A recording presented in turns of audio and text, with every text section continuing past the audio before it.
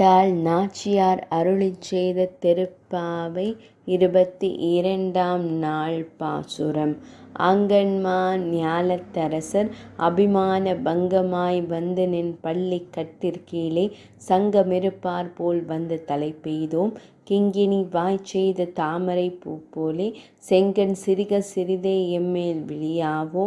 திங்களும் ஆதித்யனும் எழுந்தாற்போல் அங்கண் இரண்டும் கொண்டு எங்கள் மேல் நோக்குதியேல் எங்கள் மேல் சாபம் இழிந்தேலோர் எம்பாவாய்.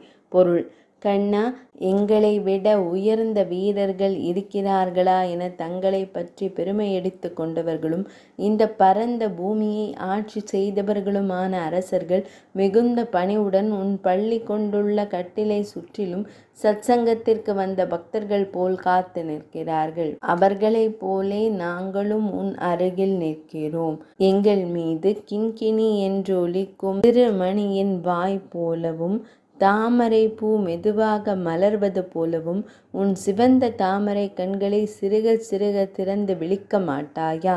சந்திரனும் சூரியனும் உதித்தது போல அந்த கண்களை கொண்டு எங்களை பார்ப்பாயானால் எங்கள் மீதுள்ள எல்லா பாவங்களும் சாபங்களும் தீர்ந்துவிடுமே.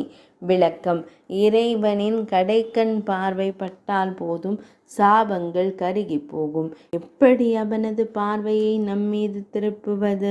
மிக எளிதாக ஆண்டாள் பாடிய திருப்பாவையின் பாடல்களையும் மார்கழியில் மட்டுமல்ல, எந்நாளும் பக்தியுடன் படித்தால் போதுமே. அதற்கு அவகாசமில்லையா?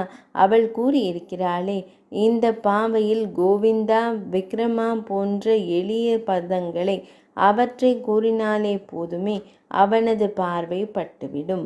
22ஆம் நாள் பாசுரம் நிறைவடைந்தது.